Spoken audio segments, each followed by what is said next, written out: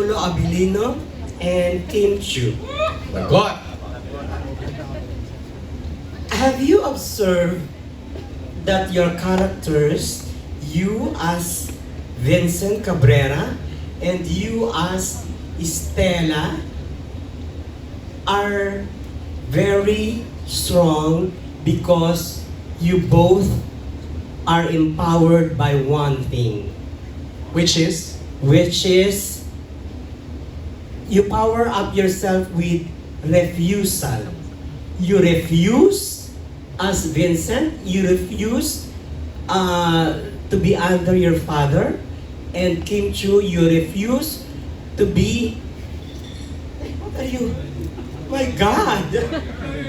And you refuse Kim Chiu to be under the spaloric spell of your comrades. Tawag dito. That said, do you realize that there are only a few characters like you who can make refusal a sign of strength? Your Honor, we begin with Attorney Paolo Abilino. Pwede ka ba, Sir Alex? I think parang minsan humuhugot rin tayo sa lakas na pagtanggi natin. Dahil ayaw natin, either tinatapakan tayo or dahil tingin natin may mali. And parang all throughout our years as Filipinos, medyo ganun rin tayo. Parang siguro bilang aktor, bilang ang dami rin naming tiniplay na ang daming mga moral dilemmas. Lalong-lalo na kay Vincent Cabrera na naging parte ng katiwalian pero tinatanggihan niya talagang totally makain dahil gusto niyang quick lang, gusto niyang i-take over para magawa yung tama. Pero yun nga yung questions eh. Kapag parte ka na ng mali, maitatama mo pa ba yung mga nagawa mo dati? And parang para sa akin, parang isa yun siguro sa nilalabanan niya. Kung maitatama niya ba yung mga kamalian niya sa paggawa ng tama or ayun, kung maitatama niya yung mga kamalian niya sa paggawa ng tama. Actually, that's the beauty of the writer. Ano niya yung ano na yun, internal struggle na yun ng character ni Vincent. Ikaw naman, Stella, you refuse to live a life like your comrades, like si Kimmy, di ba? Yes, nagiging strong naman ang isang tao o nagiging matapang siya pag she knows her truth and she stands by her truth. Tama. And wala nang makakatapak ng dignidad mo nun kung nakatayo ka sa kung ano yung talagang pinaniniwalaan mo. Alex, okay ka? I have one question. Go ahead. For the record, I would like to ask with some sense of urgency and immediacy the real score between Paolo and Kim Chiu. Urgency, Sa ha? ibang press con siguro yun. 100 yung score. No press con will happen after this. So answer the question. Sumagot si Paolo, sabi niya 100 daw ang score. Ow! Thank you, Paolo. I thought Jericho was the only guy I knew who was brave enough to admit things. You are the second one. I didn't admit anything, I just gave a score. Narinig mo yung Alex? He Nabigay didn't lang po. admit anything, he just gave a score. 100. I'm not asking for a score. So he did not answer the question? Kimmy, how will you answer that question ni Alex? With urgency daw. Kaya nga eh, para saan ba ikabubuti ba ng ekonomiya ng Pilipinas? Oo, ito Kung may magpapabago ikabubuti ng sa ekonomiya bagong ng... presidente sa 2028. Eto na Tsaka, lang. Ikaw ba? Hindi ako. Oh my God! Eto na lang, ako magtatanong. Kimmy, kanino galing yung bulaklak na pinost mo nung Valentine's Day? Super naman. Kanino daw galing Kimi? Di ba? Ikaw Kim. si Kimi. Kanino galing? Siyempre. Kanino? Sorry, charot. Siyempre, sa kanya. Sa kanya, kay Pao. Siyempre sa kanya. Kay Pao. Pao, sa'yo galing? Just to confirm? Sa akin. Tapos yung post mo, Kim, sabi mo, ay, babae pala ako. Yes, ang dami kasing mga babae naglalakad sa daan nung araw na yun. Oo. Siyempre nadadaanan ko lang, galing ako showtime. Dami naman mga naglalakad na nakahawak ng bulaklak. Itong mga to, super naman talaga sa pagka-long hair. Pag uwi ko ng bahay, wala, may flowers din pala ako. Girl pala ako. Ganun. Yun lang yun. I know it's too personal to share, but how does it feel lang na parang somebody sending you a flower and it's Paolo pa, from Paolo pa? Siyempre nakaka-girl talaga pag bigyan ka ng flowers on Valentine's. Kasi hindi naman yan sa gaano kalaki yung bulaklak, super dami, ganyan. It's the thought that counts. Na naalala ka, oy, thank you, salamat ah. Pao, anything to add sa pagpapadala mo ng bulaklak kay Kim?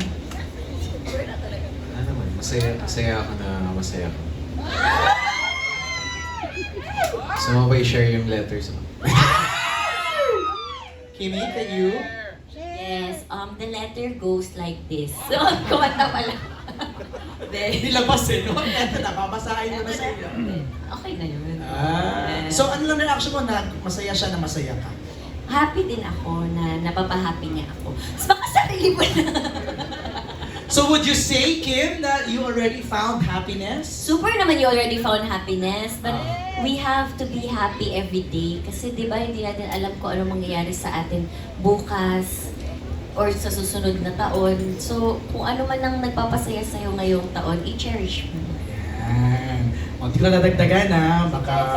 Oh. Thank you, Alex. Next, Aaron. Sino magtatanong? Yes, Alan, ito ang parating curious, wala iba kundi si Alan Sangkon of Stars Photography. Alan, ha? Sorry. Hello. Hello, Kim, everyone. Congratulations. Mapapanood ng Alibay sa Yay, thank preview. you. Hindi. Tanong ko lang kasi parang ano eh. Kasi lagi sinasabi curious lang ako. Curious talaga ako, di ba? Behind the scene nung pinakita kanina, yung lipstick. Yung ano yun, viral yun eh, di ba? How was that scene? Parang hindi ba sinasadya yun na na-transfer yung lipstick mo dun sa sa labi ni Paolo, or parang syempre hindi pwede tanong anong lasa nung nung lipstick ni Kim. Pero hindi yan. Nakakaloka yung lasa. Hindi. How was the scene? How do you prepare for that? Ako yung preparation parang bigla. Pero naalala ko lang yung scene na yun. After nung scene, nagtatawanan lahat ng tao, tapos hindi ko alam kung bakit. So yun pala, mukha na pala akong clown. That's why you said clown. Okay. Alan, Si Kim naman. Kimi. Ako, hindi siguro smudge-proof yung lipstick na ginamit ng makeup artist. I-try ko sa'yo, para malaman mo. Hindi na puro tanong. Eh, doon mga training ni Vice ganda sa'yo. Ay, sorry. Kasi natanong siya feeling para ma-feel niya. Ba't si Kim na sumagot? Girl siya eh. I know. Okay. Alan. Thank you. Yung second question ko for Sophia, tanong ko lang Sophia. Sabi mo nga, this is one of your challenging role dito sa na ginawa mong teleserye with Kim Pao, di ba? As a husband, as a wife ni Paolo dito, di ba? Gaano ka-challenging yung role mo dito? And yun nga, yung mga hindi malilimutang intense scenes ninyo ni Kim, aside dun sa sabunutan and sakitan yung dalawa. As a wife, I was so nervous at first kasi first time ko po rin makakatrabaho si Paolo. And nung una kami nagkita, he was so serious. So parang hindi ko alam kung paano siya kakausapin. But he was very professional. Parang natatakot ako, parang tama ba yung ginagawa ko or okay sa kanya yung acting, or parang I asked him, okay ba yun, Pao? Okay ba yung ginawa ko? And he was very supportive. He was very professional also. Natulungan niya yung character ko as the time went by. Thank you. Congratulations everyone. Thank you. Grabe, ang bait ni Alan. Thank you, Alan. Saan ko nakakapanibago? Next. And we have a question from the entertainment editor of the Philippine Star, Natalie Tomada. Naka-Valentine's outfit na. Di ba? Ano lang, MJ, follow up lang kasi yung meaning pala ng peony. Peony flowers yung binigay ni Okay, nag-research. Okay, wait. What kind of flowers is it again? Peony? Oh, favorite ni Kim. So it means Roses. pala, it symbolizes healing and protection. Ganda. Did you know that? Oh, well, ang sabi ko lang sa flower shop. For healing and protection po. Pink lang siya ka-red. May ibang Magkagamot pala yung flower. May ibang bulaklak for healing and protection. Ayun. Pero yun na, Kim, do you feel protected by Paolo? Ay, ang ganda Super naman. naman Ang sa mga super. protection. Isa ka palang armor, knight and shining. Wala, super. Okay naman, oo naman. Hindi, well, lahat naman, hindi ko naman protected ako. Parang, paano mo masasabing hindi ka protected pag minamanyak ka na siguro? Siguro ganun. Kasi lahat naman ng taong nakakasalamuha ko ay may respeto sa akin. So, I feel protected if ganun. You know what? Let me say something. I think where Natalie's coming from is, we haven't seen you this comfortable ng matagal. Na parang you feel so safe when you're with Paolo. Sikyo pa na siya. Hindi, sorry. Hindi ko alam. Hindi ko napapansin. Pero kung Kasi yun ang napapansin niyo. Pakilan nyo na to, na project. 4. See? Diba? If you don't feel safe with your ka-eksena, diba? You won't reach like 4 projects. Siguro din kasi... May ganun ba? May sense of security? I think so. Tsaka may sense of growth when it terms to mga roles na ginagawa namin. And very thankful din kami sa ABS dahil binibigyan nila kami sa Dreamscape, binibigyan kami ng iba't ibang klase ng mga serye na which tackles different types of roles.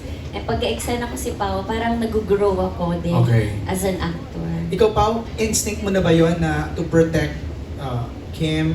Not naman protect in like literal na way, but you know, have that safe space with Kim while working with you.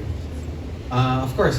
Parang, syempre, well, I've worked with Kim for so long and parang, as much as possible, you try to protect them.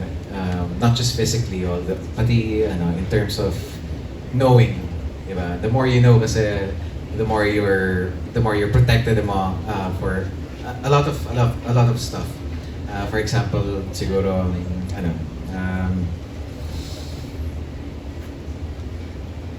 sige, wag na example. Tuloy mo! Tuloy mo, pabuelo na kami eh. Ituloy mo yan, Pao. Like what? For example, like online scams, diba? Parang if you're a bit knowledgeable about that thing, you share the knowledge. Yeah. And parang at the same time, she's protected because she's knowledgeable about online scams even more. Parang ganun. But now that you've heard na yung flowers na binigay mo kind of symbolizes healing and protection, what's your reaction? Nagustuhan mo ba? Oo naman. Thank you so much. You're welcome. Gusto mo ba? Pwede naman everyday. Mulubi. Kaya mo yan, Nats. Last question lang. Kasi ito talaga yung question ng marami dito sa table. With immediacy na naman yan, urgency. For Kim Pao again, how was the Valentine's Day for you? Did you guys go out? No? Okay. Kalma lang. Tinanong ko lang naman. Just curious. Di ba? Did you guys go out? Agad kasi. How did you spend Valentine's Day? Ayoko lang tanongin yung buong cast. Kayong dalawa na. Bukas, para kasama sila. Ako, nanood ako ng Netflix, yung Singles Inferno. Bakit naman yun? Nanood ako noon. Okay.